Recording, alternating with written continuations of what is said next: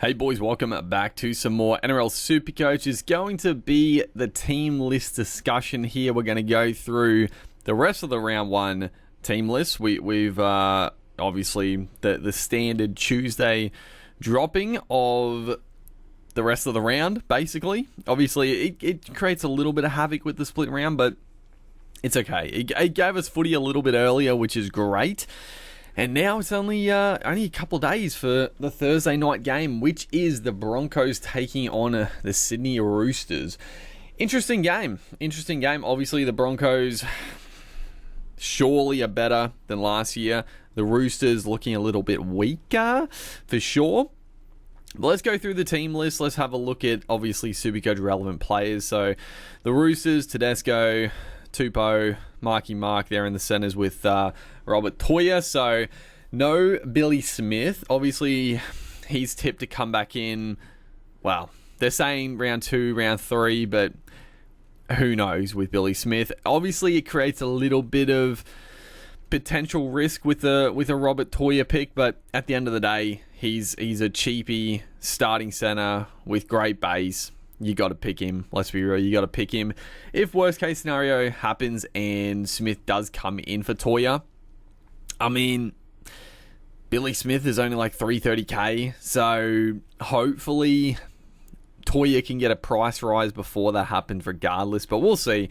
Take it as it comes, I guess. And obviously there's going to be more injuries throughout the season. So if you're holding on to Toya, even if he is dropped for Billy Smith, there's going to be opportunities regardless. So I don't think it's going to be like catastrophic news anyway.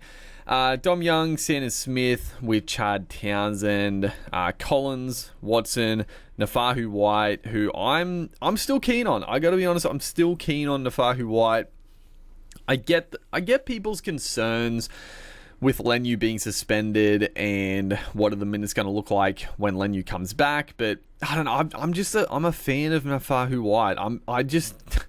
I don't know. Like, if I just don't see why Lenu would start. I think him coming off, I know he's probably on too much money to be that very short impact player off the bench nowadays, but at the end of the day, I think his best position is coming off the bench as an impact forward. But I don't know. I think Nafahu White can cement his spot. I think he's got the Supercoach game about him.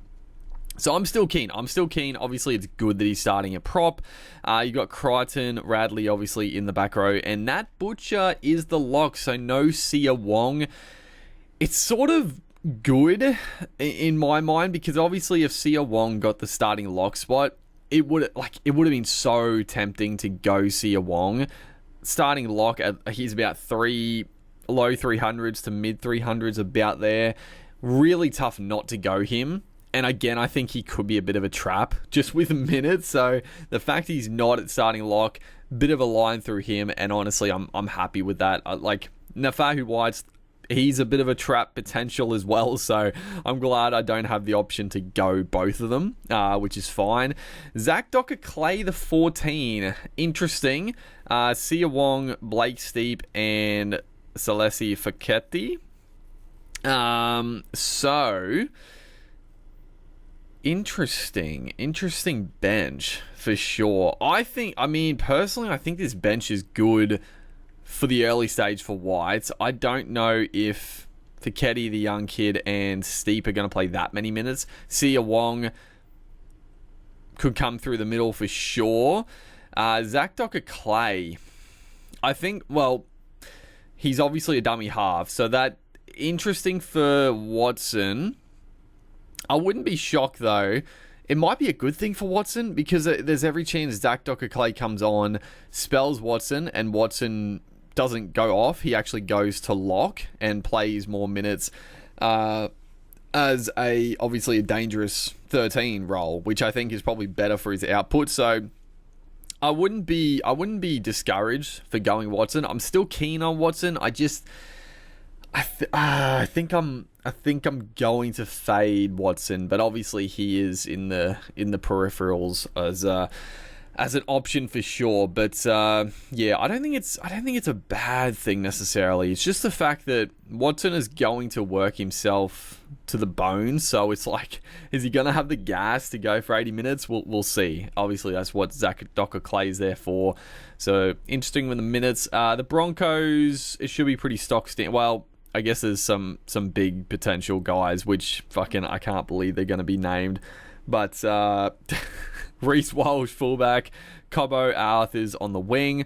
I was sort of keen on Arthurs originally at like 330k.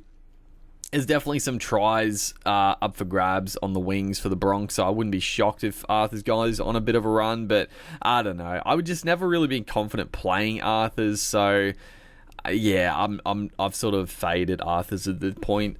Dean Mariner and Yamach Shibazaki is the center. Obviously, the fact that Tony Staggs is now out for a pretty lengthy spell. I mean,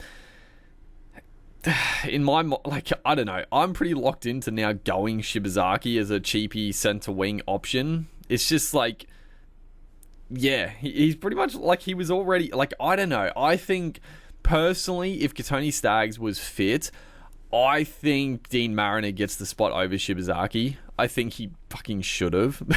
I don't know. We'll never know. Well, we will. When Tony Staggs comes back, we'll see what happens. But, yeah, the fact that Staggs is out injured for a while now, I think Shibazaki, it's a pretty good bet. Like, again, there's points on offer for this Broncos back line. It's hard not to go him, and I think I will. Benny Hunt, Adam Reynolds in the halves. Carrigan, Corey Pakes is the starting dummy half, which we expected. Payne Haas. Jack Gazzeski is in the starting back row. My God. Dude, the team in preseason, before preseason, oh, it looked like it was going to be so strong. And then you got Jack Gazzeski and fucking Shibazaki and you're starting 17. You're starting 13. What has gone wrong? But yeah, Gazzeski, Ricky, and Hetherington is the starting lock. Billy Walters is on the bench. There was potential talks that he'd be out of the 17, but no, he is the 14, which I did expect. Corey Jensen, Willison, and Brendan Piacora. So personally, with Walters on the bench, I'm putting a line myself through Corey Pakes. Obviously, he is one of the cheapest potential dummy halves that's starting, but personally, I see a real minute split here. I think there's every chance they both play like 40 minutes. I could be wrong. I could be very wrong. And if I am, it's fine. Like, because Pakes is so cheap, if you're going for one of these like 300, 340k dummy half cheaper options, you can always downgrade if Pakes is actually playing big minutes. But I don't see it happening. And I don't see the base really for Pakes either. I'm going to fade Pakes with Billy Walters on the bench. And also, Gazzeski, I am definitely fading as well. Piacora on the bench. Like I said, if Piacora wasn't on the bench, I would have had to have gone Gazzeski, even though I think he still would have been a trap. With Piacora on the bench, I'm not going Gazzeski, honestly. Like, he needs to play like 60, even like 70 plus to be even somewhat Supercoach relevant as a cheapy option. I don't know. Again, we'll see. We'll see the minute rotation. If Gazzeski does play big minutes, then sure, he can be a downgrade option. But for now, I can see him playing, 50 minutes, 60 tops. And unless he scores tries, which he could do in this Broncos team, but if he doesn't, I think the stats are going to be pretty mediocre. So I'm very happy to fade Gazzeski as well. Obviously, in the background, he can be a watch and see. And obviously a downgrade option if he actually is playing some good minutes and is going to make some good cash. But I just can't see it. I just can't see it being like a long-term option. Like I just can't. Moving on to the Tigers versus the Knights. So obviously, unfortunately, Dream Buller is still struggling with injury. So the young star here, Heath Mason, who is a very solid player in his own right, played very good in the trials. In the games in NRL, he looked very good as well, but not an option in Supercoach. Sania Taruva with Gerald Skelton on the wings, Adam Dewey and Fa'atape in the centre. So obviously a few people Well, yeah, obviously Stafford Toa was a potential option there. I don't know what Fa'atape's price is. He obviously played quite a few games last year. I'm pretty confident Toa is obviously cheaper, so there was a bit of interest in Toa if he got the spot, but obviously not, so that's the line through him. Adam Doueihi. I'm still running Doueihi as my second 5'8". I'm going to ride it. Obviously, with Metcalf absolutely shitting the bed. Hopefully my boy Doueihi can do some good work for us as the second 5'8", running in the team. Sania Taruva, I'm not gonna lie, dude. I'm still half tempted by going a pod of Sania Taruva, but I don't think I'm going to, especially after my pod play of Tuapiki did not quite work out in my favour. Just the Warriors refused to go right. It just didn't go right at all. And obviously Alad Tawa also had a bit of a shocker. There were some opportunities where he could have passed and just didn't. So I'm a little salty about that game with the Warriors. But yeah, we'll see. Obviously, like I said, the Tuapiki play, if it doesn't pay off, there's plenty of guys I can go to for potentially cheaper and also upgrade to a good option. So it's fine. Gerald Skelton, obviously a popular option. I'm fading as well at the moment, but yeah, I can't fault people for going Gerald Skelton. I mean, he's the Greg Marju, one of these base stat boys. So it's just if he's going to score tries, if he turns out like 50 average, 45-50 to like a 65-70 if he goes on a bit of a run. We will see how the Tigers go. Jerome Luai is fit to play, which is good, with Lockie Galvin in the halves. Obviously, I love Galvin. It'll be a good chance to finally see this combo in action because they have not played any trials together. So yeah, interesting to see if Galvin, I would be shocked if Galvin stopped playing the way he has been, which is very ball dominant, but we'll see how it unfolds. Terrell May, obviously certain starter in the majority of people's teams. Talon De Silva is in for Api Coruscant, who's missing round 1, so don't get sucked in to go De Silva. For Nuapole, obviously the other prop, interesting. Semi Fainu, Seyfarth and Twal. I'm starting to lean towards going Seyfarth. Just as a solid safe option, I wouldn't mind. Because I think he's pretty locked in for that 80, and he's always had good base. So I'm starting to lean towards a bit of Alex Seyfarth. But yeah, we'll see the other back row options after the rest of the team. Tristan Hope, the 14, Royce Hunt, Jack Bird, and Sione Fainu. So again, Jack Bird is on the bench. If he got the starting lock spot, yeah, it would have been very tempting to go him, but yeah, on the bench, no shot. Royce Hunt, I don't know. That fourth front row spot, I'm still really tempted just to run enough dual front rower, because I don't know, is it worth having like a Royce Hunt or one of these other guys that maybe makes like 100k? Like, sure, making 100k is better than making no money, but you're then having to then trade them out, use a trade to make that 100k worth anything. So I don't know, is it worth it? I'm not sure. I'm still very tempted to just run enough in that fourth front row spot, because when has the cheapy front row ever really done anything? But we'll see. Let's have a look at the Knights. Kalen Ponga, obviously, Schiller and Greg Marju, Dane Gagai, Bradman Best. Fletcher Sharp and Jack Cogger are the halves, so Cogger has won the spot for now in the halfback spot. I mean, surely O'Brien has to, like, even if they have a couple of poorer games, I mean, they've got a pretty good start to the season, so you would hope they have strong starts, but surely O'Brien gives them a good couple of months, even if they're not going flash hot. He has to pick and stick with this halves pairing, I think, now. Just has to let him run a bit. I'm not going to lie, Fletcher Sharp is interesting. It's just the fact that I can't have that many Knights players. At the moment, I do have 3 Knights players in my team, so Fletcher Sharp is out of the question. But man, at 5'8", he is an attacking weapon. So there's the chance, like, if Metcalf doesn't turn his act around, I wouldn't hate. And obviously you get to watch Fletcher Sharp for a couple of weeks.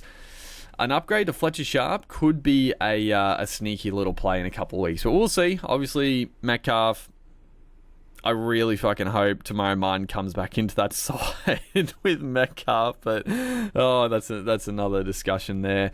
The forward pack, Saifidi, Crossland does get the starting 9. Leo Thompson, Lucas, Pierce-Paul, Frizzell is the lock, which is as we expected. Crossland, obviously interesting. He's about that mid 300s. Brayley is on the bench. Hetherington, Jones, and Croker. Again, with Frizzell playing lock and the bench, again, I wouldn't be shocked if Crossland played a bit of 13 when Brayley came on. But I don't know. I feel like Crossland, he's just a bit of a tackle bot, like especially a dummy half. Like he just tackles and doesn't really do much else, which is pretty good for the team.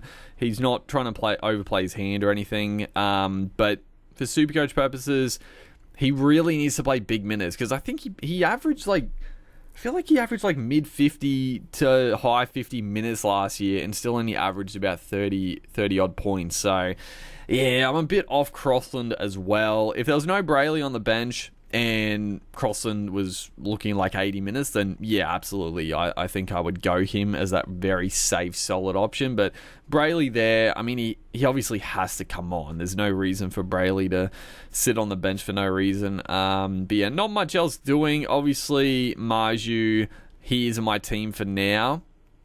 I'm pretty sure I'm going to go him. I think I'm going to go the Marju. The Knights just have such a good draw early. Ponga, they do have that bye pretty early, but again, it is what it is. And then Dylan Lucas for me is still locked in. I'm pretty happy with that in my centers. Moving on. Next game up, Dolphins Rabbitohs. So this has now moved. Okay, so it has updated here as well. It's playing at CommBank Stadium now instead of Suncorp, obviously with the cyclone about to hit Brisbane. So that is good that they've made that move. Both these teams, honestly, they're not that Supercoach relevant for me. I mean, a couple of players are, but yeah, it's obviously good. They didn't try to risk it. That would be ridiculous. The Dolphins, Hemiso, Zarko, Averillo. So Averillo is in the centers. I mean, I don't really understand why they sort of had him at 5'8" in the trials. I guess the one, it's a little bit, okay, so this is interesting. Herbie Farmworth and then Junior Tupou on the wing, who I was talking about as a bit of a watch. I didn't think he would get a go, or to start the season, but I guess Jack Bostock he's injured, but did he also get suspended with that high leg with the catch? I don't remember. Did he get suspended? I know he injured himself for a couple of weeks, so interesting. When Bostock comes back, would he go to I think they were looking to play him in the centers. Would he go back to the centers and Averillo back to 6? That's interesting. And then would Junior Tupou keep his spot? I think Tupou, he's a little expensive. He's coming in about $380K from memory. But boy, oh boy, Tupou is an absolute beast. He showed glimpses at the Tigers. He is like a sensational winger. So I'm very excited to see him suit up for the Dolphins early on. I'm keen to watch him go. But yeah, just to wait and see, I guess, on this back line. Cody Nikorima, Isaiah Katoa. I mean, I think this is the best halves combo they can rock with. Saifidi. I thought Saifidi injured his... I thought he had a hammy or a calf injury in that trial. I guess he's good to go. Marshall King and dummy half, Felice Kafusi. Finifuyaki does start in the back row, which is good. Max Platt does start in the back row, which is interesting. And then Tommy Gilbert at lock. Kurt Donahue, the 14. Connolly, Lemuelu, Nichols, and Stone. Obviously, the Lemuelu on the bench. This is... I mean, I guess it's just the way that they sort of have to do it to fit everybody in, right? Like, obviously, I think we can all agree that Plath maybe he turns into a very good back rower, but I think him as a middle forward is still probably ideal. It's just the fact Gilbert... Man, I guess Gilbert played a bit of back row. Like, Gilbert's definitely played more back row as well. But again, I think he's a better middle as well. But it's just the fact that, yeah, you don't really... Like, Plath is too good to be sitting on the bench. So fitting him in the back row makes sense. Felice Kafusi, who used to be a back row his whole career, has now moved to the prop. There's a lot of moving pieces here. And then Kurt Donahue has really stood out as just a Mr. Fix-It. So he sort of has to be the 14. Like, he's such a perfect 14. It sort of makes Plath stay at 12.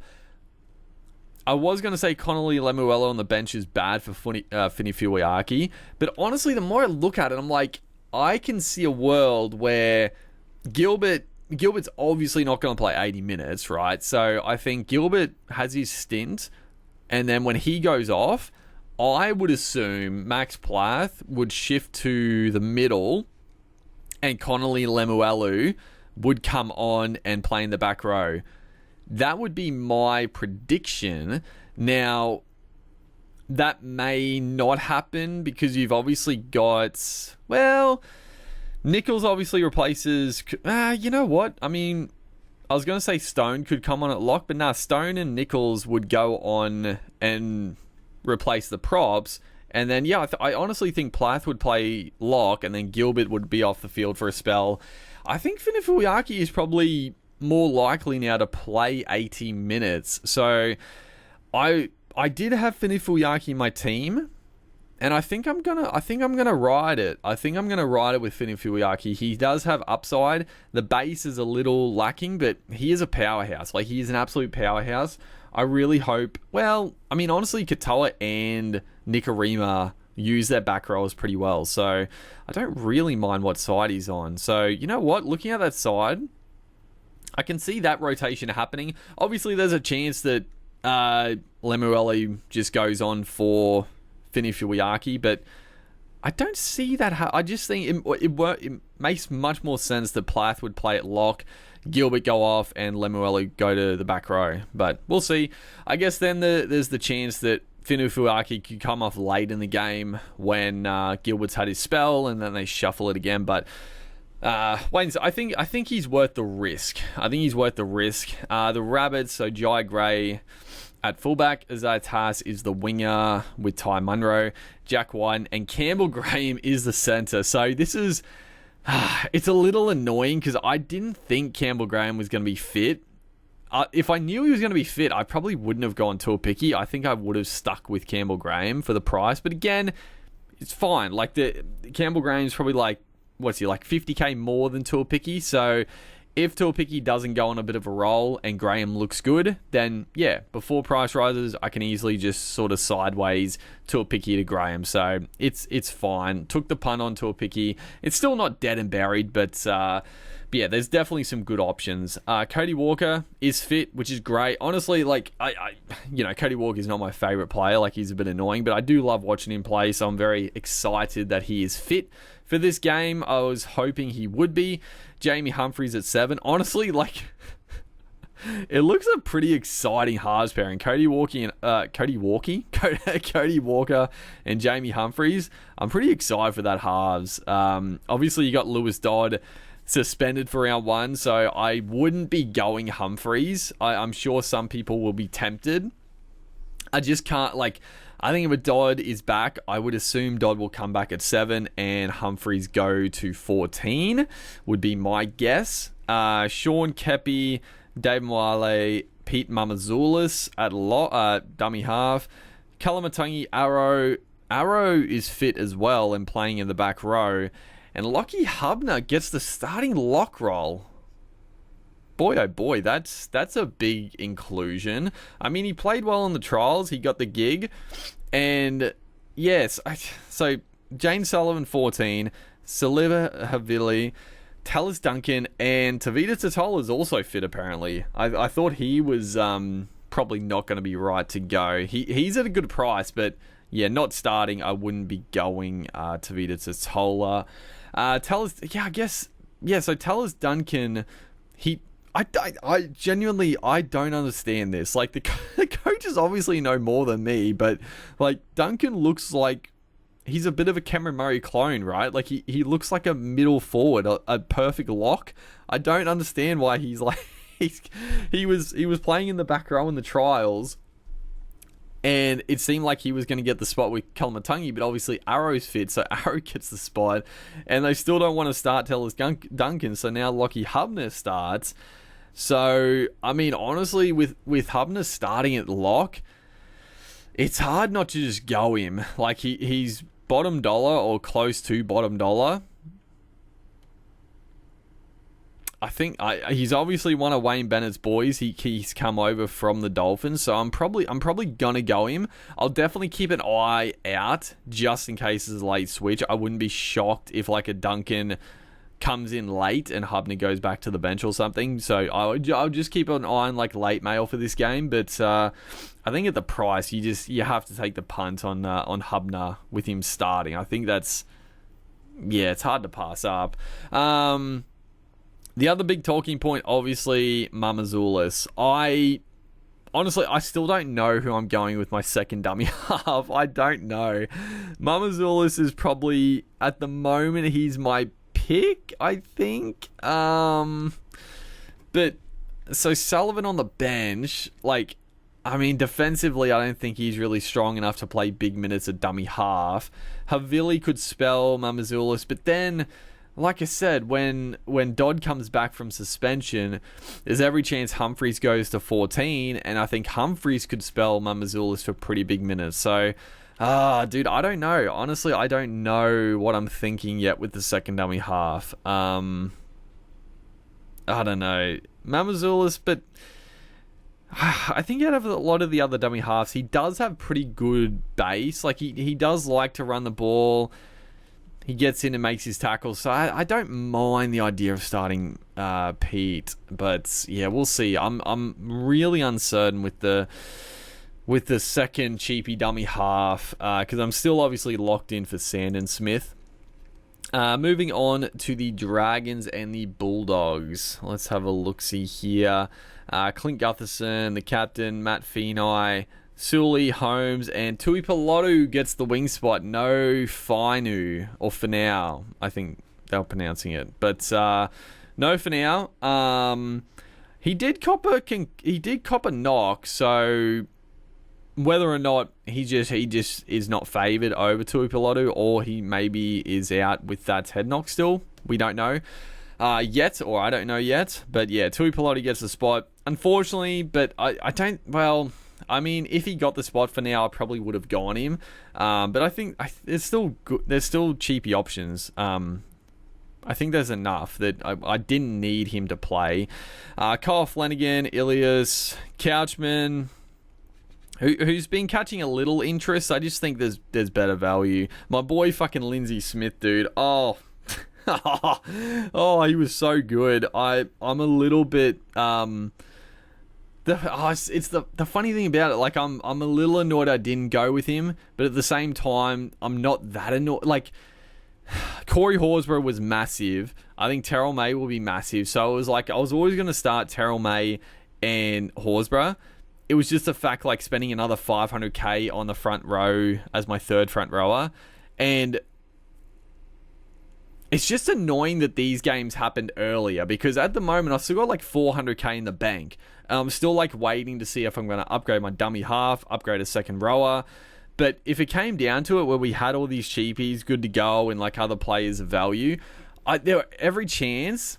At the moment, I do have Emery Gula as my third front rower. There was every chance I would have upgraded Gula to Lindsay Smith and gone heavier in the prop spot, which seems unheard of, but I was just waiting to see if I had to spend that money elsewhere. So a bit annoying, but it is what it is. At the end of the day, I'm still happy. So Emery Gula does get the starting prop spot as well, which I'm still excited for.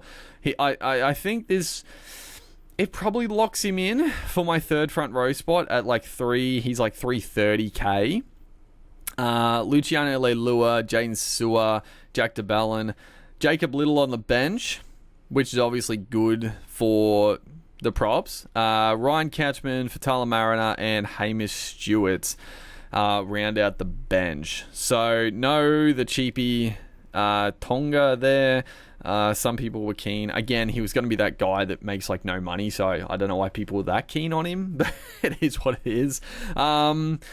So no, obviously no Molo, obviously no Clemmer yet. They still are trying to work out the Clemmer situation. Obviously, yeah, still it's a little annoying for my boy Gula, but I think he looks fit. Like, he looked really fit in the trials. I think he looked really good in the trials as well. And he's always had that Supercoach game about him. He's got a tackle bust. He's got an offload. He just has to get somewhat decent minutes. And I think I'm going to hold him as my third front rower. And if he looks good, then sure. I'm happy for him to gain some price and look good. If the minutes aren't quite there and he's going to be a bit of a plotter, then honestly, I'm more than happy to make a bit of cash and get in Lindsay Smith. I can also see if Lindsay Smith can keep up the minutes and the work rate he did. Like, God, I was so keen on him too. That's the thing that really hurts. But if Smith really, he performs next week as well, or like round 2 for Lindsay Smith, then I'll probably do everything I can to get Smith in as a third front row option. Or you could move Corey Horsburgh down to second row because he's dual, and one of your back rowers, which surely there probably are, one of your back rowers is struggling. You just move him up or sideways to Lindsay Smith. So there's definitely some good options there with the duels. So Lindsay Smith, I am slightly annoyed I didn't start with him. I didn't trust my gut, but or just the fact that I just couldn't afford it at the minute. I couldn't see myself spending that much money. But Horsburgh could definitely move to the back row, honestly, without question. I think he's going to be one of the best money makers and keepers going around at his price. So definitely options. And then the doggies should be pretty stock standard. Tracy, Wilson, Sherry, Crichton, Montoya on the wing, Matty Burns, Sexton, King, Marnie, Hughes, Kickout, Preston, Mann. Got to be honest, Preston, I'm edging closer to going Preston. Just with some of the value now with Hubner getting a nod as well. There's money to spare. And I wouldn't mind just like the back row, the mid-range guys. I'm falling out of favor a little bit with them, so I don't mind. Like, I got Olaquatu. I wouldn't mind spending a bit more to get in a Preston as well at like 600k. I like that. I do like that a bit. On the bench, we do have Bailey Hayward. Sitili Tupanua is fit, apparently. He is on the bench. Harry Hayes and Jamin Salmon. So, obviously, first look, Tupanua looks a little risky for your back rowers. Because he is a back rower. But, I don't know. I mean, Salmon, I don't know. I feel like Tupanua is going to be used to the middle. Like, I gotta say, it's a bit of a weak bench. Like, it's a very, very... Like, they went with a small bench. I guess, no Josh Curran. Curran is suspended. I was gonna say, it looks way worse than last year. But Curran will obviously come in for probably Harry Hayes, I would guess. But I think... King will play big minutes. Sam Hughes probably still not. Kurt Mann can, but, like... I think Preston Kickout's probably less likely to play 80 minutes than Preston in my mind. I think Preston is an absolute gun. Like, he is as fit as they come, and his base is very solid. Try scorer. I'm really edging closer to going Preston. But yeah, not much else doing with the Dogs in my mind. Moving on to the second to last game, Seagulls versus the Cowboys. Obviously pretty Supercoach relevant teams here. The Manly boys, Tommy, Jace with Lehigh on the wings, Kohler, Garrick, as expected, Luke Brooks, Sherry Evans, Paseka, Takiaho does still get the starting prop spot. Unfortunately, Supercoach did him fucking dirty with a $450 price tag. That's done my head in. And then Jazz Tavanga is starting at 9, which... it's honestly, I don't hate this little tactic as just being strong defensively for the first 20 minutes, I think it's fine. Obviously, his dummy half skills are not going to be fantastic. So attacking wise might struggle, but just rock solid defensively. I think it's fine with obviously Croker being out for a bit. Hamole, Ben Trebojevic, and Jake Trebojevic. Hamole hasn't left my team. I'm happy to go him. I think he is in for a big year. I mean, he's had a good last couple of years. He's had a very good last couple of years, but I think he can go to the next level Supercoach wise. And even if he doesn't, he's not, unless he gets suspended, which can happen with Hamole. I think he's a pretty safe gun to slot in the back row. I think just the price is very appealing as well. Jake Simpkin on the bench, Corey Waddell, Ethan Bullimore, and Toph Sipley. The Cows, Drinkwater, Braden Burns, Tolangi, Valia, Jackson Purdue obviously gets the spot, which we were expecting. Tommy Dearden, Thomas Duffy, again, as we were expecting, but there was always a slight risk that Clifford would come in, but no, Duffy is there, so very good for people that faded either Nico or Nathan Cleary. Obviously, myself, I faded Nico. No goal kicking, which I did warn people. I felt like nobody was bringing it up. I said it a few times in a few videos that he obviously had a niggle, and Trindle he's a pretty damn good goal kicker. In the trials, he took over, so there was that slight. It was probably the only reason I didn't go with the two gun halves, was just the off chance that he wasn't right to kick goals, and he didn't kick goals. So it just limits the ceiling. I mean, there's every chance Nico retains or regains the kicking in the next couple of rounds, but I don't know, just having Trindle there is a very, very handy backup kicker. It's just a pain in the ass for Nico, honestly. And honestly, I'm still nervous about Nico. He was like a bit of a sidetrack, but people are going a little bit crazy with this fucking Nico hate early on. They were taking on Panthers. Obviously a weakened Panthers. I'm not going to lie. I did tip the Sharks in this game, and I was pretty disappointed that they couldn't win against this Panthers outfit with so many players missing. But they're still arguably the best. I mean, they are. They are the best defensive team in the comp. So, I don't know. People are going a little crazy. Don't get me wrong. I hope people rage trade Nico out without the goal kicking, but the Sharks draw from now is very, very good coming up. So I'm nervous. I'm still very nervous about not owning Nico for the foreseeable future, but hopefully our boy Duffy can make some good coin. McLean, McIntyre, Robson, Bateman, Nanai, and Cotter, Carl Lawton, Edwards, Neem, and Cohen Hess. Not much else doing, personally. I mean, Nanai is a little interesting because, I don't know, his base is improving and he's always going to have the attacking threat. So, Nanai is slightly interesting, but I think I do prefer a Preston and an Olakau'atu for that matter over a Nanai in my mind. But yeah, not much else doing there other than the cheapies of Duffy and Purdue, who could be two of the cheapies of the season. But we'll see. And then the final game, we have the Storm taking on the Eels, Sunday, 3 o'clock. The Storm, so Pappenhausen is fit to go, which is great. Will Warbrick, Xavier Coates, Nick Meaney, and Jack Howarth in the centres. Cameron Munster and Jerome Hughes, so great to see they're all fit. Hughes is good to go as well. He was struggling with a calf, I think. But yeah, it looks like their spine is intact. I mean, it's a good looking team. I mean, good lord. Stefano obviously joining adds a lot of impact. Josh King with Harry Grant. Sean Bloor, Eli Katoa, and Trent Liero. Obviously, if you're talking about gun second row, is obviously Katoa is up there as well. It's just the fact they got the bye next week.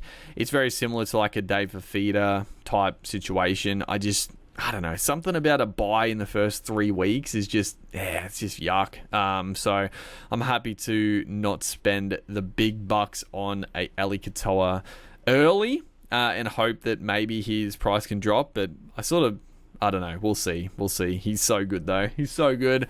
Strong team. Tyron Wishart at 14. Alec McDonald, Tui Kamakamitha, and Lazarus Valepu. I love Valepu. I'm actually... You know what? As like cheapy front row options... I actually think Valepu is being slept on a little bit. I haven't heard anyone really talk about him. Maybe is his price a little bit more expensive? I can't remember. I thought I saw it as like pretty cheap.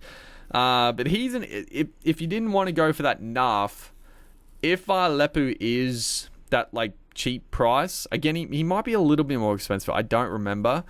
But he's very, very good. He's a very good player. Maybe the minutes aren't quite there, but he could get a few more minutes. But nah, I don't know. I'd still probably rather the Nuff, honestly. And then the Parramatta Eels. Isaiah Iongi, Sean Russell, Jake Tungo on the wing. Oh, yeah, that's right. So, yeah, Adokar is out, suspended still. I was like, why is Jake Tungo there? But, yeah, Adokar suspended.